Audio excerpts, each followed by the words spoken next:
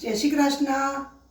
આજે હું તમને એક એવા શાકની રીત શીખવાડું છું જે લાંબો સમય સુધી ચાલે છે પણ ખરો અને ખાવાની ખૂબ જ મજા આવે છે અને આ શાક ખટમીઠું હોય છે જેનું નામ છે કાચી કેરીનું શાક। એના માટે જોઈશે કાચી કેરી, તેલ, ગોળ, મીઠું, હળદર, લાલ મરચું, ધાણા જીરું, મેથી, રાઈ અને હિંગ। તો ચલો હવે આપણે કાચી કેરીનું શાક બનાવવાનું શરૂ કરીશું। સૌપ્રથમ આજે કાચી કેરી છે એને બરાબર ધોઈ અને લૂછી અને એની છાલ ઉતારી દઈશું।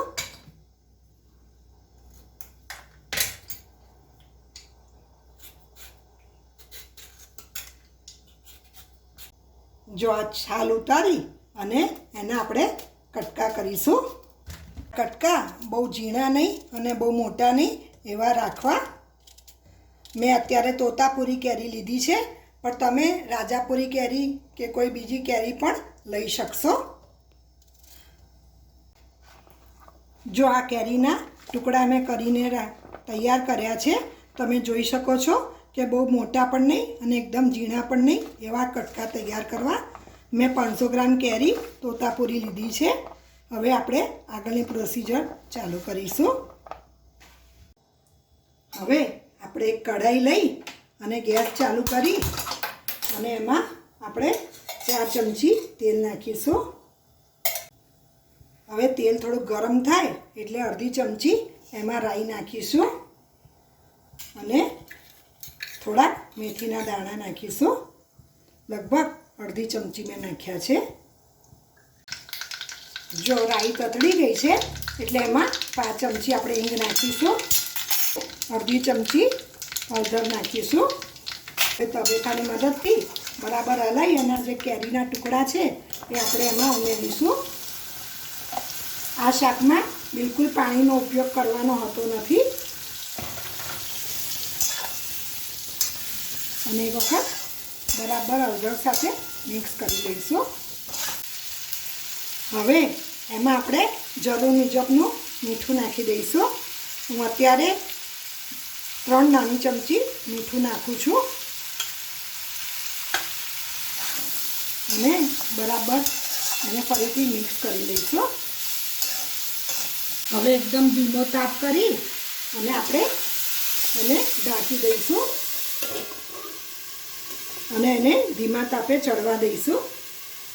3 મિનિટ થાય એટલે આપણે ખોલીને ફરીથી એને હલાવી દઈશું। બરાબર ચીરિયા થોડા ગળી જાય ત્યાં સુધી એને ચડવા દઈશું।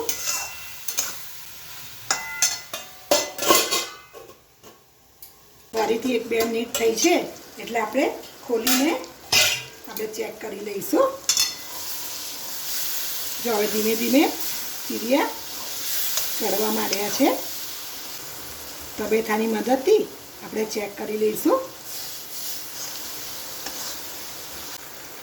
ફરીથી આપણે 2 મિનિટ માટે એને ચડવા દઈશું અને ઢાંકીને જ રાખીશું।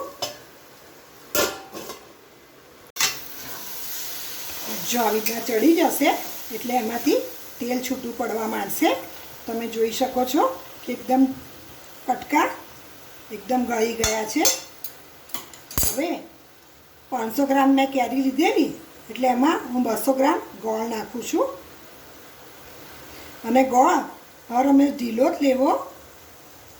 જો કડક હોય તો એને સહેજ કતરી નાખવો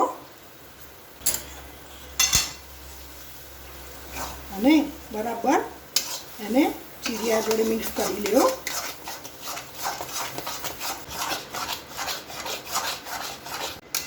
જો આ બધો ગોળ ઓગળી ગયો છે એટલે હવે આપણે એમાં લાલ મરચું નાખીશું।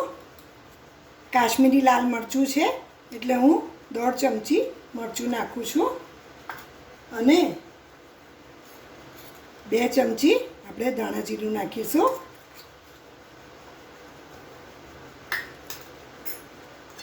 અને બરાબર મિક્સ કરી લઈશું। મરચું અને ધાણા જીરું નાખ્યા પછી 2 મિનિટ માટે એને ચડવા દઈશું। શાક તૈયાર થઈ ગયું છે. હવે આપણે ગેસ બંધ કરી દઈશું.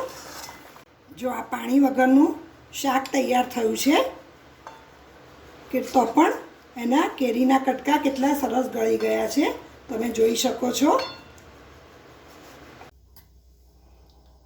જો આ કેરીનું શાક ખાવા માટે તૈયાર થઈ ગયું છે. આ કેરીનું શાક બિલકુલ પાણી વગરનું હોય છે, એટલે ઘણો લાંબા સમય સુધી બગડતું નથી. ઠંડુ પડે એટલે તમે કાચની બરણી કે પ્લાસ્ટિકની બરણીમાં ભરી અને ફ્રીજમાં રાખશો તો બિલકુલ મહિનાઓ સુધી બગડશે નહીં. આ કેરીનું શાક તમે થેપલા હોય, રોટલી હોય, ભાખરી હોય, પરોઠા હોય, હાંડવો હોય, ઢોકળા હોય એની જોડે ખૂબ જ સરસ લાગે છે. અને હા, તમે પિકનિક જતા હોય તો ચોક્કસ આ શાક લઈ જજો, બિલકુલ બગડશે પણ નહીં અને ખાવાની ખૂબ જ મજા આવશે. જો તમને મારો આ વિડીયો ગમ્યો હોય તો ચોક્કસ એને લાઈક કરજો, શેર કરજો અને મારી ચેનલને સબસ્ક્રાઈબ કરવાનું બિલકુલ ભૂલશો નહીં.